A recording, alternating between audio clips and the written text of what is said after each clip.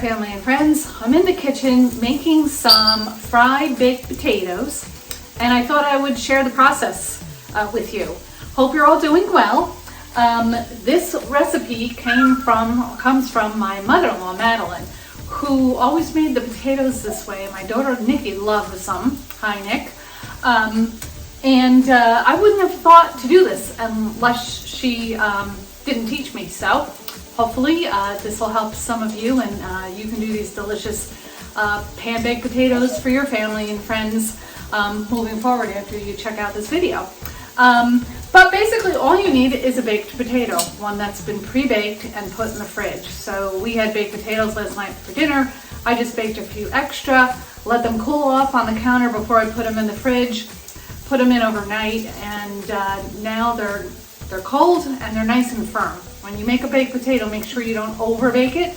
If it's too soft, it won't hold up to this process, but I'm sure you all know how to bake a potato. Regular sized baked potato, probably at 350, takes maybe about an hour to cook.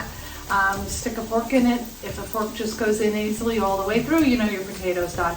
And I usually wrap mine in aluminum foil and then put them in the oven that way, so that they stay moist as well. So you take your cold baked potatoes and you slice them into rounds that are about half an inch thick or so. Leave the skins on, that'll hold them together.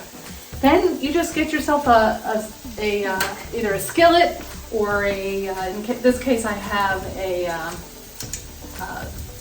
pancake skillet here, so I can get a bunch of them done at one time. And you butter it, and then you put your potato slices on the skillet and medium heat and then I just let them brown on one side. So when I lay them down, I don't have anything on them, they're plain. So I do put a little bit of salt and pepper on one side. At this point, if you wanted to do something like a little bit of parsley or some Italian seasoning or maybe some rosemary or something to give them some additional flavor, you probably can sprinkle something on them.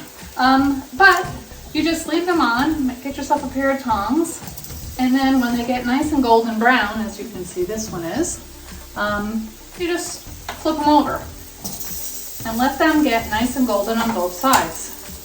So, and then once you've got them all turned over, then you can hit them with a little bit more salt and pepper and let the other side brown up. So you'll see that they are, they're all pretty much fry at the same rate. So like I said, I only put a little bit of butter on the bottom of this pan. You can use olive oil maybe if you want to, if you don't want to use the butter. And if the pan seems like it's getting a little dry, you can add a little bit more butter and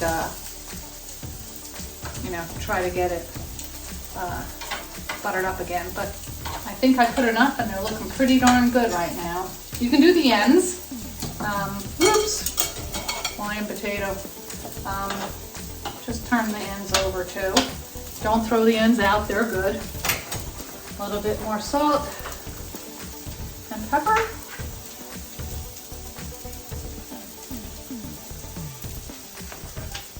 And we'll let this side go.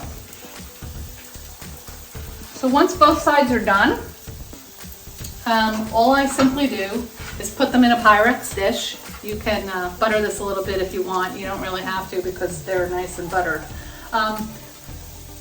Then cover them with some aluminum foil, and they can sit on the stove until you're ready for dinner. And then pop them in the oven at 350 covered just for about 5 minutes before you're ready to serve them. And then you can put them all on the table, nice and hot, all at the same time. You can, of course, do this right before everything else is ready to go, and just put them on the table with everything else. But I like to do them in advance. This way it's not so hectic right before dinner. You just put them in the oven, let them warm through, and you're all ready to go. So that is Madeleine's pan fried baked potatoes. I do serve them with ketchup, but I also like them with some sour cream as well. They're really good. People love them, and as many as I make is usually what goes. So that's it. Hope this was helpful, and like I said, I hope you're all doing well, and we'll see you soon in my kitchen for something new from my recipe box. Take care, everybody.